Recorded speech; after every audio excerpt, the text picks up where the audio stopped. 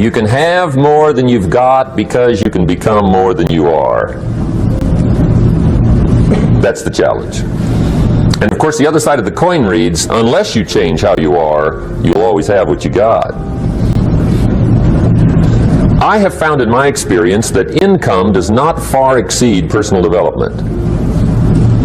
Now, sometimes income takes a lucky jump, but sure enough, unless you grow out where it is, it'll usually come back where you are. Life has strange ways. If somebody hands you $1 million, best you become a millionaire quickly, so you get to keep the money. Otherwise, sure enough, it'll disappear. Somebody once said, if you took all the money in the world, divided it up equally among everybody, it would soon all be back in the same pockets. Incredible. Success is something you attract, not something you pursue. Success is looking for a good place to stay. So instead of going after it, you work on yourself. Personal development. See, the major question to ask on the job is not what are you getting? The major question to ask on the job is what are you becoming? See, the big question is not what am I getting paid here? The big question is what am I becoming here? Because true happiness is not contained in what you get. Happiness is contained in what you become. So that's our major subject for tonight, personal development. Of all the assignments Mr. Schoaf gave me at age 25, this was probably the most difficult. In fact, I'm still working on this one. I think it's an unending challenge to see what you can become. The next subject is called Basic Laws. And it's good to study the basics. And I call these basics primarily because they come from the Bible. Now, I'm not a theologian or a minister, and that'll be apparent. But Mr. Schoaf taught me that the Bible was a good textbook for ideas and stories and success equations, how to live the better life. I found out that was true. He also taught me that the Bible is as practical as it is spiritual, and I found out that's true. If you look at your bank account and your income and you're not happy, there are several places in the Bible to check to see what the heck's wrong so you can make the changes. And we're going to cover some of those tonight, called basics. Okay, the next subject is my favorite, setting goals. Mr. Schoaf taught me how to set goals. What a favor that was. One morning at breakfast, shortly after I met him, he said, Jim, let me see your current list of goals and let's go over them and talk about them. He said, maybe that's the best way I can help you get a better direction started. And I said, I don't have a list. He said, well, is it out in the car or home somewhere? I said, no, sir. I don't have a list anywhere. He said, well, young man, that's where we got to start. He said, I can tell you right now, if you don't have a list of your goals with you, he said, I can guess your bank balance within a few $100s. Which he did. And that got my attention. I said, you mean my bank balance would change if I had a list of goals? He said, drastically. That day I became a willing student how to set goals. And sure enough, learning how to set goals changed my life. And I often wondered why no one had ever taught me how to set goals up until age 25. I went to high school, but if they offered it, I missed it. I went to college for a year, never heard it. I worked for Sears. Really? And to my knowledge, Sears never taught it, right? How to set goals. So here I am, age 25, married, my family's starting, I've been to college, I'm working, and I still don't know how to set goals. But fortunately, when I was 25, I met the man who taught me how, and it revolutionized my whole life. Economically, socially, personally, it's incredible. So I want to share with you tonight what Mr. Schoaf shared with me, how to set goals. It can be a life changer. Okay. The next subject is the negative part of the seminar. Life is part negative, so we got to talk about the negative. And this subject is called diseases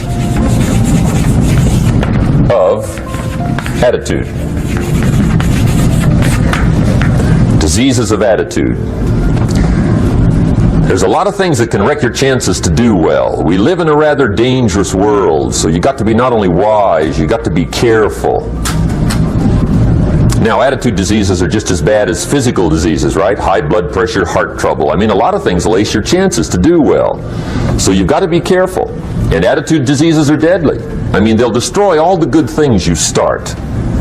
Okay, so we'll go through those attitude diseases, how to spot them, how to look for them, what they are, and the cure. And I'm a pro on these because I've had them all, so I can give you excellent advice on these.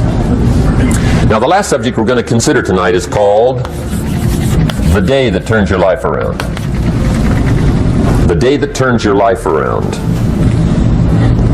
And under this subject, we're going to talk about the emotions that can change your life. Human beings are emotional creatures, and emotions are powerful for life change. Now, of course, emotions are so powerful they can go either way on you. Emotions can either build or destroy. So you really have to employ emotions properly. We call civilization the intelligent management of human emotions. If you can intelligently apply your emotions in the right direction, no telling what can happen. Could turn your life around one day would be sufficient. So we'll talk about those. Okay. Now that's a lot to cover in one evening, but we'll keep at it here and see if we can't get it all done. I'd like to have you now jot down the theme of the seminar. Every seminar should have a theme, I guess. We've got one. It's on some of our literature if you happen to notice it, but if you didn't, for your notes, here it is. The theme of the seminar goes like this. The major key to your better future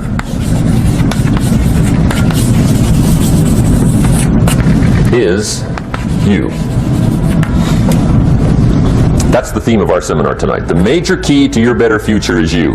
And I'd like to have you underline two words just to give it some added punch. Underline the word major and the word you, so that it reads, the major key to your better future is you. Now, my first suggestion is transfer this to a card or something where you can put it up, where you can see it every day. Preferably put it up where you can see it at the beginning of the day, before you go off to put the day together. This is a good phrase just to glance at, to keep in mind as you're putting the day together. It's called the silent seminar.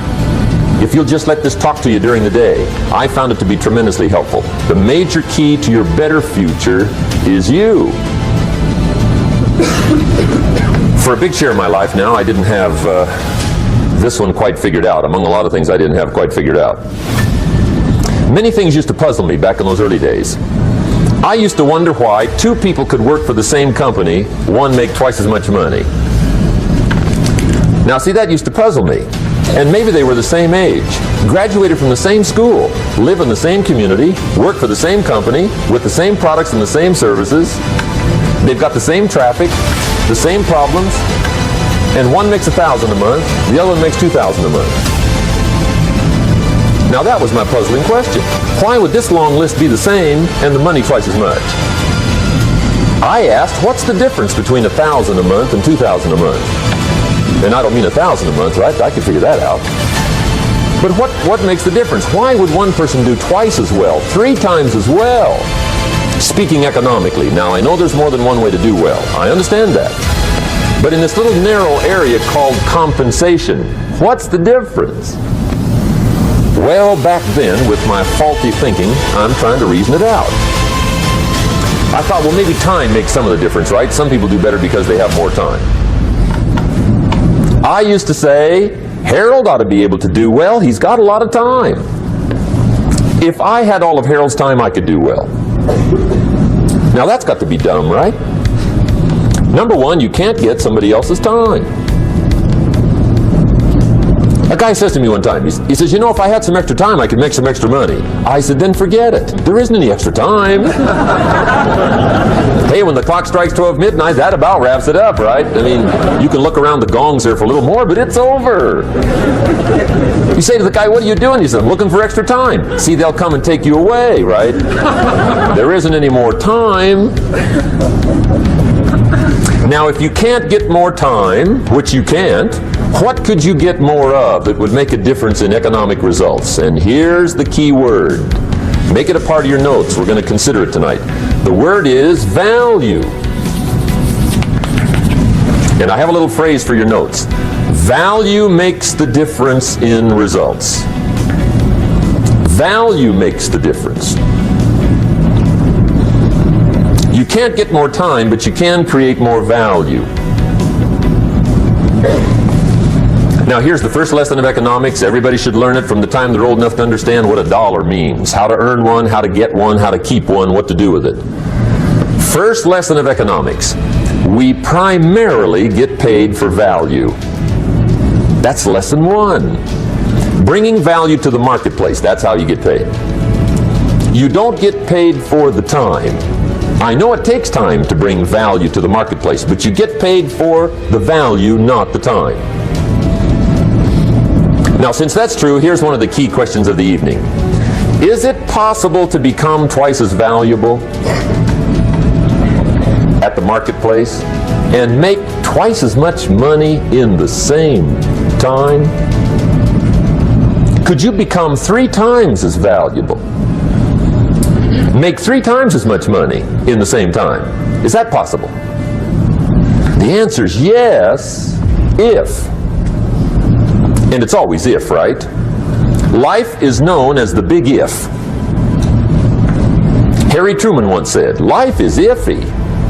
How true. And here's the big if, we're going to consider it tonight. It's possible to do much better at the marketplace if you go to work primarily on yourself. And that's the theme of our seminar tonight. Learning to work primarily on yourself. People have asked me for the last 24 years, how do you develop an above average income? And the answer is, become an above average person. Develop an above average handshake. Some people want to be successful, they don't even work on their handshake. As easy as that would be to start on. They let it slide, they don't understand. Develop an above average smile.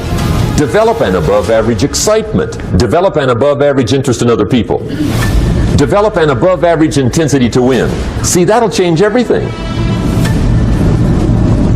Probably one of the most frustrating experiences in life is looking for an above average job with above average pay without becoming an above average person. It's called frustration.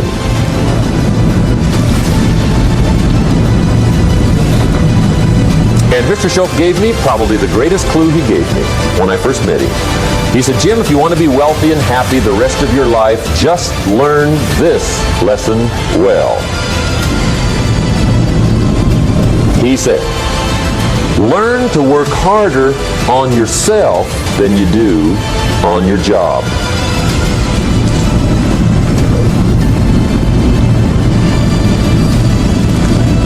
Then Mr. Shoaff gave me probably one of the most important clues among so many things he taught me, but this was in those early days. Mr. Shoaff was very kind, but he was also very abrupt. And he had these interesting questions to ask. I'm giving him a little rundown one day on how things hadn't worked out for me. He said, Mr. Rohn, I've got the answer for you if you will listen carefully. And listen carefully I did that day and for the next 5 years. If somebody's wealthy and happy, you gotta listen. He said, Jim, I've only known you a short time. But he said, it's already my honest opinion that for things to change for you, you got to change. That wasn't quite the answer I was looking for. But that's the answer he gave me, and I pass it along to you on this warm summer evening in Anaheim, California, 1981. For things to change for you, you've got to change. Otherwise, it isn't going to change. Before I met Mr. Shoaff, I used to say, I sure hope things will change.